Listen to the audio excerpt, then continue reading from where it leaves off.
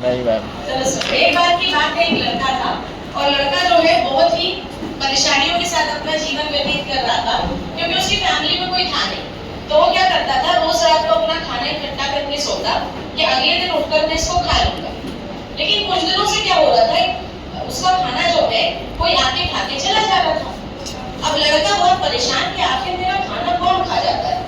तो लड़के ने प्लान बनाया कि आज रात को मैं जाकर देखूंगा कि मेरा खाना कौन खा रहा है। अब लड़का जागता है और देखता है कि चूहा आता है, उसका खाना खाता है और चला जाता है। अब लड़के को देख के बहुत गुस्सा आता है कि इस चूहे को पूरी दुनिया में मैं ही मिला कि मेरा ही खाना खा लेता है, वैसे मैं इतना परेशान हूँ। तो वो अगले दिन क्या करता है, प्लान बना के चूहे को पकड़ लेता है और चूहे से पूछता है कि ये बता भाई, वो मेरा ही खाना क्यों खा जाता है? इस सारी दुनिया में मैं ही मिला, मेरा ही खाना खा के चला जाता है। तो अब कहानी ना थोड़ी ऑर्डिनरी है, यहाँ से चूहा बोलेगा। तो चूहा कहता है कि देख भाई, तेरे भाग्य में, तेरे नसीब में इतना ही है, तुझे इतना ही मिलेगा। तो कहता है तुझे कैसे मालूम मेरे भाग्य में कितना है? तो चूहा कहता है अपने भाग्य के बारे में पता करना है तो जाकर भगवान बुद्ध को ढूंढो, वो बताएंगे तुम्हारे भाग्य में क्या लिखा है। तो ये सुनकर जो है लड़का सोचता है कि ठीक है। अब ये कहकर चूहा भाग जाता है।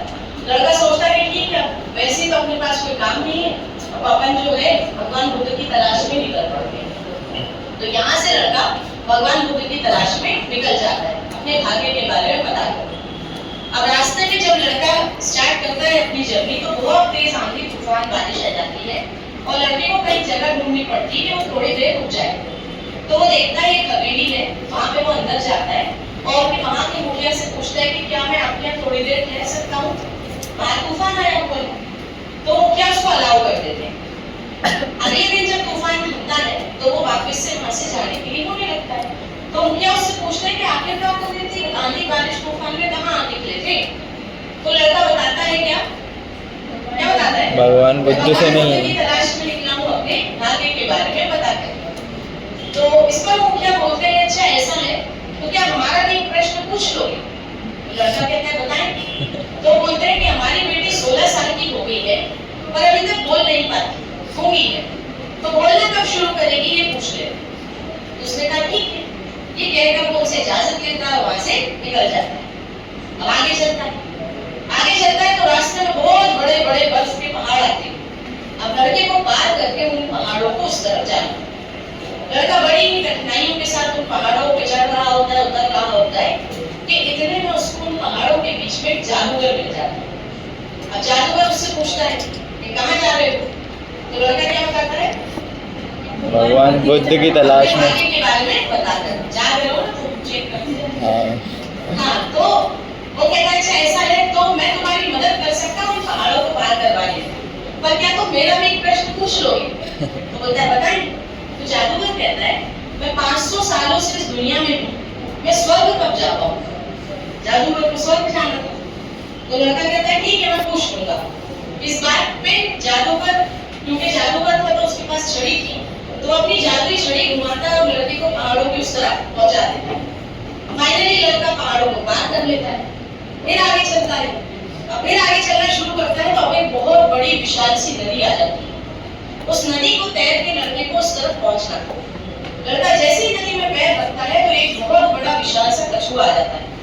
अब कछुआ आके उससे वही सवाल पूछता है कि कहाँ जा रहे हो? लड़का बताता है भगवान बुद्ध की तलाश में निकला हूँ, अपने भाग्य के बारे में पता करें। कछुआ कहता है मैं तुम्हारी मदद कर सकता हूँ उस नदी को पार करवाने, पर क्या तुम मेरा भी प्रश्न पूछ लोगे? कछुआ कहता है बताएं। अच्छा नहीं, लड़का कहता है। कछुआ कहता है कि मैं 1000 सालों से इस धरती पर जीवित हूँ, मैं ड्रैगन कब बन पाऊंगा? कछुए की अलग ही चाहत उसे ड्रैगन है ना। तो लड़का कहता है ठीक है मैं आपको भी प्रश्न पूछ लूंगा। और ये कहकर कछुआ क्योंकि बहुत बड़ा था ना तो उसको अपनी पीठ पे बैठाता है और नदी पार करके उस तरह छोड़ देता है। फाइनली लड़का थोड़े दूर चलता है जंगलों में और भगवान बुद्ध का आश्रम उसको दिख जाता है। तो वहां पे जाता है तो क्या देखता है, बहुत लंबी लाइन लगी है, अलग अलग लोग अपने प्रश्नों के उत्तर लेने के लिए वहां पे आए हुए हैं। तो लड़का भी उस लाइन में लग जाता है। लेकिन जब वो उस लाइन में लगता है तो उसको क्या पता चलता है कि भगवान बुद्ध ने पहले ही कह दिया मैं किसी भी व्यक्ति के केवल 3 ही प्रश्नों का उत्तर दूंगा। अब यहाँ प्रॉब्लम क्या आ गई? खुद के प्रश्न और कितने प्रश्न हो गए थे? चार। चार जी लिखो ना। हाँ। चार हो गए। 4 हो गए थे। तो 4 प्रश्न हो गए थे, तो लड़का किसका प्रश्न छोड़ेगा? खुद का। अच्छा, खुद का क्यों छोड़ेगा? क्योंकि कहानी है वैसे। अच्छा, आप लोग किसका छोड़ देते? कछुए का क्यों? कछुआ नॉनसेंस लग रहा है वैसे। उसने मदद करी थी ना। तो चलो हाँ, क्योंकि कहानी है तो लड़का फाइनली डिसाइड करता है कि मैं अपना प्रश्न छोड़ देता हूँ। मुझे क्या है, बस अपने आगे के बारे में पूछना है, जो भी होगा वो आगे दिख जाएगा। ये तीनों भी बड़ी जेन्युइन प्रॉब्लम्स हैं, इनके बारे में पूछ लेते हैं। तो भगवान बुद्ध उसको बताते हैं कि जैसे ही कछुआ अपने कवच का त्याग कर देगा तो वो ड्रैगन बन जाएगा। जादूगर अपनी छड़ी का त्याग कर देगा तो वो स्वर्ग में चला जाएगा।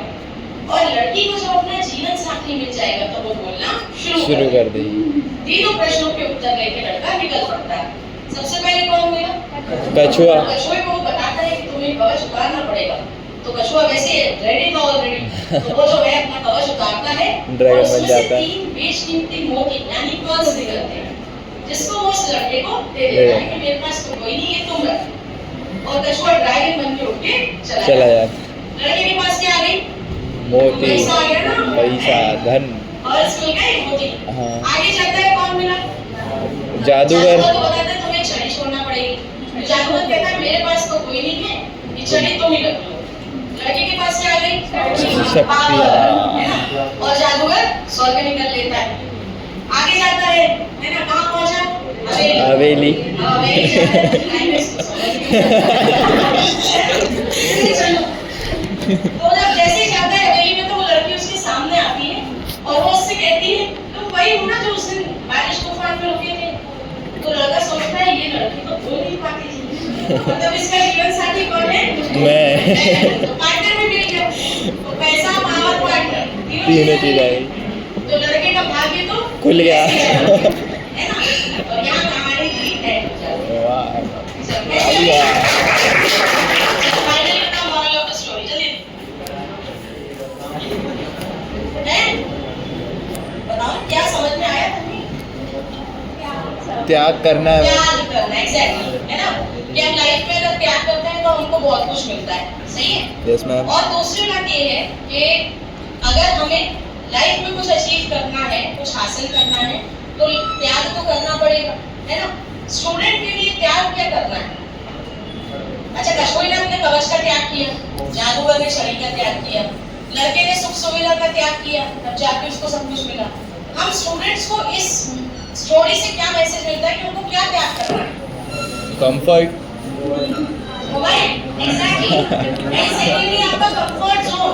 Yes ma'am. एक शहर है ना जिसके आजू बाजू आपकी दुनिया बस चलती रहती है कि हम सुबह उठे तो यहाँ आ गए, यहाँ से गए, है ना? तो हमको बहुत कुछ त्याग करना है सो दैट हम अपने सिलेक्शन, अपने मिशन, अपने एम तक पहुँच पाए, सही? और क्या मैसेज? डेडिकेशन। हाँ, डेडिकेशन, सही है। और बहुत सारे मैसेज हैं, तुम्हें क्या लगता है? ऐसे दस दिमाग बैठे थे तो मुझे सुबह से आके खा पी के आया करो, चलता तो रहे। अरे सबसे अच्छा है कि अपन किसी के लिए कुछ अच्छा करेंगे तो हमको भी अच्छा ही मिलेगा। उसने अच्छा सोचा ना दूसरों का, अपने क्वेश्चन को छोड़ दिया तो उसको आगे चल के अच्छा ही फल मिला, है? तो इसी तरीके से लाइफ में अच्छा करते रहो, है ना? बढ़िया से तैयारी करते रहो, मेहनत करो, ठीक है?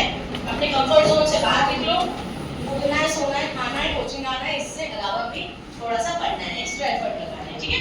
Okay ma'am. Thank you so much. Thank you ma'am. कल लॉजिकल पेन आएगा।